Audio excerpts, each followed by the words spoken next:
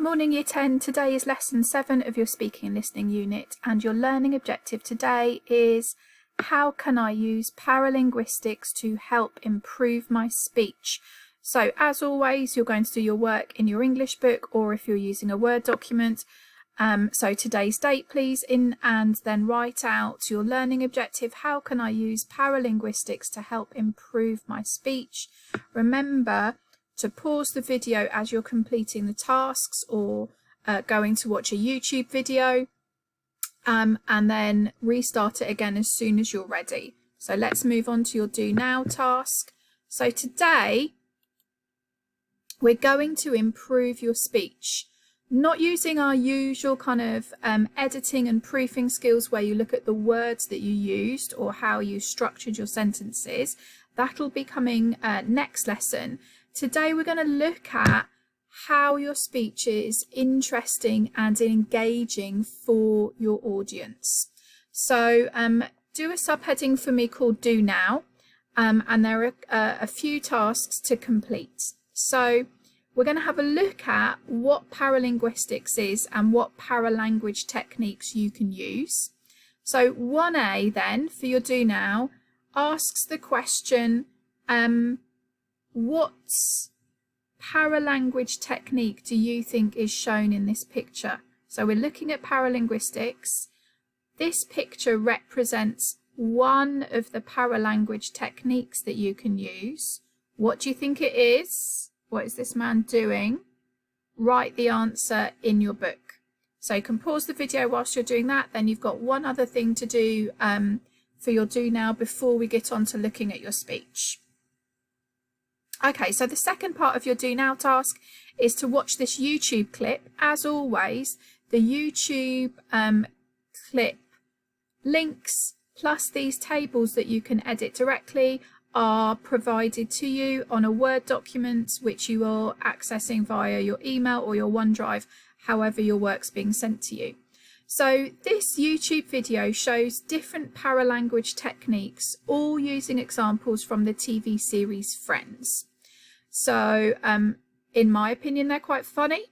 Might not be your cup of tea, but for each one of the ones that they show, and in this table I've put them on there for you in the order that they're shown on the video, I want you to give yourself one piece of advice based on what you see in the video that you can implement in your own speech. So I've done an example for you so you know what I mean. So for facial expression, based on what I watch in this little clip, my advice for the speech for facial expression is going to be to adjust your facial expressions to show their positive or negative ideas in your speech. So you can write these out as subheadings if you want to, if that makes it easier. As you watch the video, you're going to write yourself a piece of advice. So pause this video, do the Do Now task, and then we'll come back and get on with task 1, which is your first kind of editing of your speech. So task 1, how are you going to use paralanguage techniques in your speech? You're going to look at your first draft, which you wrote last lesson, with a really critical eye today, and that means that you need to step away from the content of what's been written and evaluate how successful it's going to be when you deliver your speech. You want to consider how interesting and engaging you're going to make it for your audience, because this is quite a big part of the criteria for your speaking and listening. So as you reread your speech, you're going to add in paralanguage techniques. And I'm going to talk you through what techniques I want you to add on in and how you can do that in a minute. So if you're working in your English book, probably the best thing to do is to use a different colour and to write them in your margin, and then draw an arrow to your speech as to where you're going to do them. If you're using a Word document, the Word document is set up automatically with 2 margins on either side. And so what you can do is you can insert a text box, and that will create a text box in the margin for you, and you can place it wherever you want and then type the paralanguage technique into there that you're going to use. So you're going to be editing your first draft, but we're adding the techniques in just to see how it fits and works as we go. All right, so the first paralanguage technique that I want you to use, and there are 3, although within number 2 there are a bunch of different ones that I want you to add. But the first paralanguage technique that I want you to use is eye contact. Eye contact is really important for your speech because it lifts your head up to your audience. It creates a connection with them, which goes a really long way to solidify your credibility. And remember, we talked about the importance of credibility when we looked at ethos. So you're going to want to ensure that there are real moments of eye contact in your speech, particularly towards the beginning where you're establishing your speech, your contact, your own ideas, but also at those important moments where you really want to engage with the audience. Now imagine if I was giving a speech and I was wanting the audience to do something dramatic today. So I'm going to say something along the lines of, today you need to stop buying energy drinks and start eating more fruit and vegetable. Now have a look at how important eye contact is. So I've got my head down, I'm not looking at my audience at all. Today you need to stop buying energy drinks. It's really odd when someone uses the word you to not be looking at them. So today you need to be stopping, you need to stop buying energy drinks. So you're going to think about when it is important in your speech, particularly if you're using direct address, you're talking directly to your audience, that you use eye contact. Then we're going to add, in a minute, some gestures and other things to go with that. The paralanguage technique that I want us to look at next is the use of your voice. You are going to be presenting this speech. You aren't going to be allowed to read it off the page. So you're going to have to, and we're going to talk in future lessons about how you memorize it, how you learn it, the use of flashcards and all of that. So I don't want you to worry about that now, but you are going to have to use your speech as a way to convey your ideas.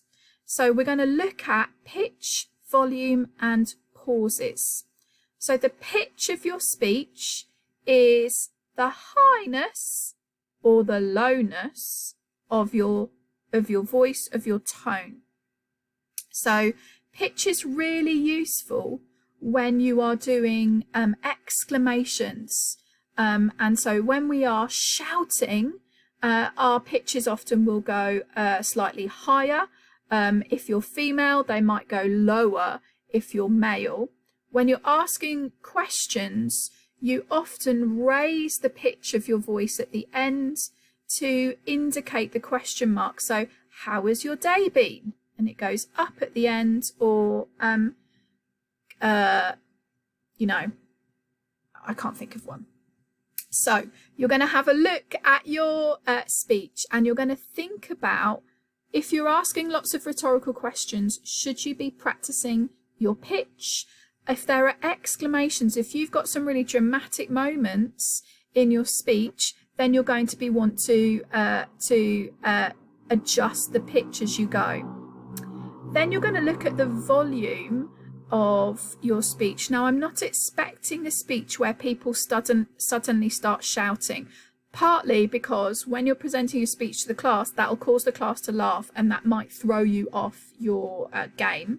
However, you are going to want to have moments in your speech where you do increase the loudness or reduce to softness the volume of your voice. And so I think you want to think really carefully about how you do that. Secondly is these dramatic pauses, which are really useful. It's a momentary break in your delivery. You can either do it before a dramatic revelation or after a dramatic revelation to let something sink in.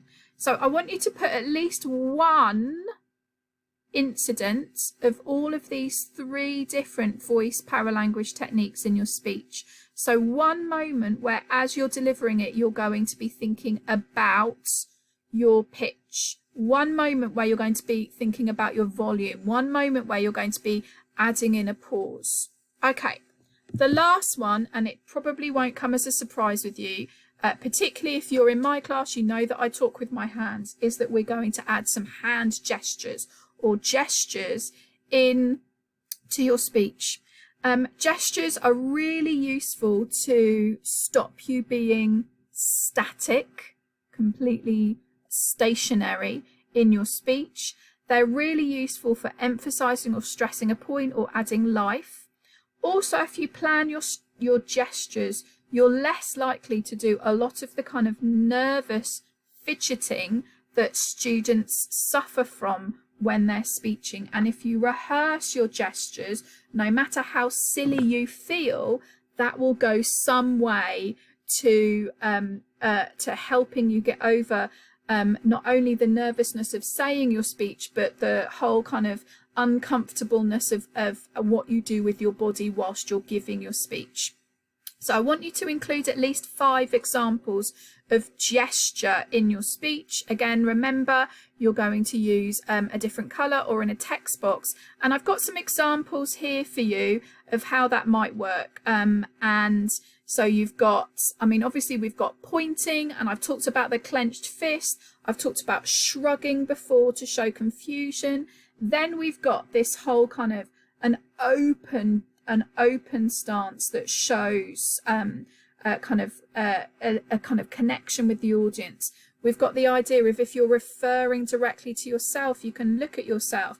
You know, we've got people counting 1, 2, 3, or, you know, kind of giving examples of things, pointing, gesturing, all of those things are acceptable. And if you're interested in looking at this a little bit more, I've put a link, which I'll put in the Word document as well, to this lovely article from a newspaper in America, the Washington Post, which is all about what to do with your hands when you're speaking. And it's got loads of examples of what you should do and what you shouldn't do. So the task that you're doing now, you're going to need to stop the video, is to go through your speech. You're going to add some examples, 3 examples of eye contact. You're going to add 1 example each for the 3 different voice paralanguage techniques that we looked at. And then you're going to add 5 different occasions where you're using gestures. And I want you to imagine in your head you doing these things and how they might create interest and engagement with your audience. Okay. Your final task today is to do your first read through. And it's really important that you do it having just read your speech, having just added some of your paralanguage techniques. So you're going to need a stopwatch. You can use your phone or you can use a clock as long as it's got minutes and seconds hand. And you're going to read through your speech at a normal pace. Now remember, you won't be reading your speech when you come to do your speaking and listening assessment. You can have some cue cards to help you, which we'll talk through in a future lesson. But if you read it out loud, literally with the piece of paper, and you go like that, it's very difficult for you to get anything, the kind of pass grade that you need to for this. So you are going to feel silly as you do this. You know, you don't need to have an audience. You're just going to practice it by yourself. We're going to practice it over and over and over again as you get comfortable with it.